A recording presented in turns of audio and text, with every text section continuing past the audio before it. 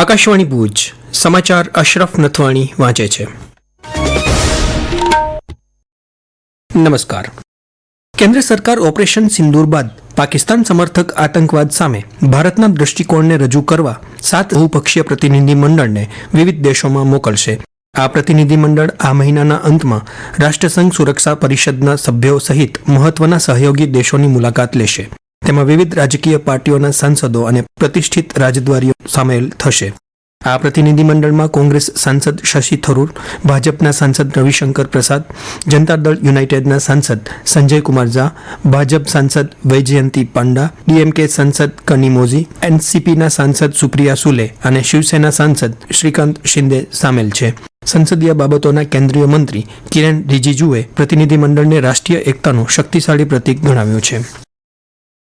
ભુજમાં કલેક્ટર કચેરી ખાતે આજે જિલ્લાની સંકલન સહ ફરિયાદ સમિતિની બેઠક યોજાઈ હતી. કલેક્ટર આનંદ પટેલના અધ્યક્ષ સ્થાને મળેલી આ બેઠકમાં વિવિધ પદાધિકારીઓએ પ્રજાહિતના વિવિધ પ્રશ્નોની રજૂઆત કરી હતી. આ પ્રશ્નોનું તાત્કાલિક નિકાલ કરવા માટે આંતરિક સંકલન કરીને સમય મર્યાદામાં યોગ્ય કાર્યવાહી કરી ઉકેલ લાવવા જિલ્લા કલેક્ટરે સંબંધિત વિભાગોના અધિકારીઓને તાકીદ કરી હતી. બેઠકમાં સાંસદ વિનોદ ચાવડાએ સરહદી વિસ્તારોની ચોકીઓમાં પાણીના પુરવઠા બાબતે યોગ્ય પગલાં ભરવાની રજૂઆત કરી હતી. માંડવીના ધારાસભ્ય અનિરુદ્ધ દવેએ બેઠકમાં વય વંદના યોજના, વાહન અકસ્માત યોજના, સંલગ્ન પ્રશ્નો, પશુઓને પીવાના પાણીની વ્યવસ્થા તથા મોટા કાંડાગરામાં દબાણ અંગેના પ્રશ્નોની રજૂઆત કરી હતી. જ્યારે અંજારના ધારાસભ્ય ત્રિકમભાઈ છાંગાએ જિલ્લાના ઉદ્યોગ ગૃહોમાં સ્થાનિક ભરતીનો મુદ્દો, લીલાશા રેલવે અંડરપાસની કામગીરી, ખેડોઈ તથા લાખાપરમાં બેંકની શાખા શરૂ કરવા, ભારાપર બળદિયા તથા કેરા બાયપાસ અને ટોલ પ્લાઝા સહિતના પ્રશ્નોની રજૂઆત કરી હતી. અબડાસાના ધારાસભ્ય પ્રદ્યુમનસિંહ જાડેજાએ વીજળી, જમીન અકાળની ખેત વીજ કનેક્શન, આધાર કાર્ડ, રોજગારી, CSR ફંડ, બિબ્બર ખાતે ડેમ બનાવવા, નખત્રાણા ટાઉન હોલ, દયાપર સરકારી કોલેજની કામગીરી, ગુગળના વેચાણ, વન વિભાગને સંલગ્ન પ્રશ્નો તથા શાળા અને આંગણવાડીના પ્રશ્નો રજૂ કર્યા હતા. ભુજના ધારાસભ્ય કેશુભાઈ પટેલે ભુજ શહેરમાં લો વોલ્ટેજની સમસ્યા, સબસ્ટેશન બનાવવા સહિતના મુદ્દે રજૂઆત કરી હતી. જિલ્લા પંચાયત પ્રમુખ જનકસિંહ જાડેજાએ બંનીના પશુપાલકોને સરકારી યોજનાઓનો લાભ મળે તે માટે આઈ ખેડૂત પોર્ટલમાં ગામનો સમાવેશ કરવા રજૂઆત કરી હતી.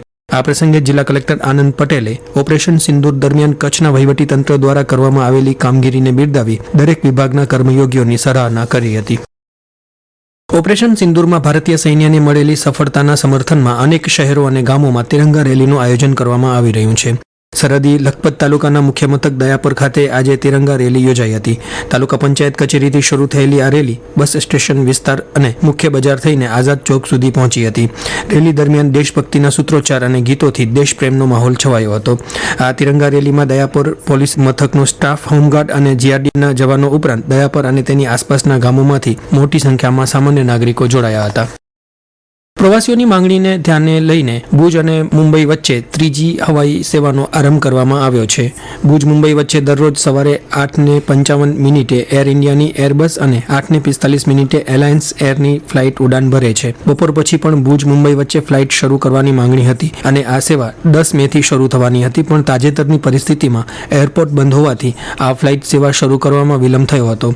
હવે ભુજ વિમાની મથક ખુલી જતા 16 મેથી ભુજ મુંબઈ વચ્ચે આ 3G દૈનિક ફ્લાઇટ શરૂ કરવામાં આવી છે. એર ઇન્ડિયાની આ 180 બેઠકો ધરાવતી ફ્લાઇટ મુંબઈથી બપોરે 12:10 ઉપડી ભુજ 1:35 પહોંચશે અને ભુજથી દરરોજ બપોરે 2:05 ઉપડી 3:40 મુંબઈ પહોંચવાનો સમય પત્રક નક્કી કરાયો છે. આ નવી હવાઈ સેવાનું અંદાજિત ભાડું 5,500 આસપાસ છે અને પ્રથમ દિવસે પ્રવાસીઓ તરફથી સારો સહકાર મળ્યો હતો. હવે દિવસ દરમિયાન ભુજથી મુંબઈ માટે એર ઇન્ડિયાની 2 અને એલાયન્સ એરની 1 તેમજ અમદાવાદ માટે સ્ટાર એરની 1 અને દિલ્હી માટે એર ઇન્ડિયાની 1 મળી કુલ 5 હવાઈ સેવા ભુજ એરપોર્ટથી ઉપલબ્ધ થઈ છે. Indian premier league IPL T20 ક્રિકેટનો એક સપ્તાહ બાદ આજથી ફરી પ્રારંભ થઈ રહ્યો છે. બેંગલુરુમાં યજમાન રોયલ ચેલેન્જર્સ બેંગલુરુ અને કોલકાતા નાઇટ રાઇડર્સ વચ્ચે સાંજે 7:30 વાગે મેચ શરૂ થશે. આ સાથે સમાચાર બુલેટિન પૂરું થયું. નમસ્કાર.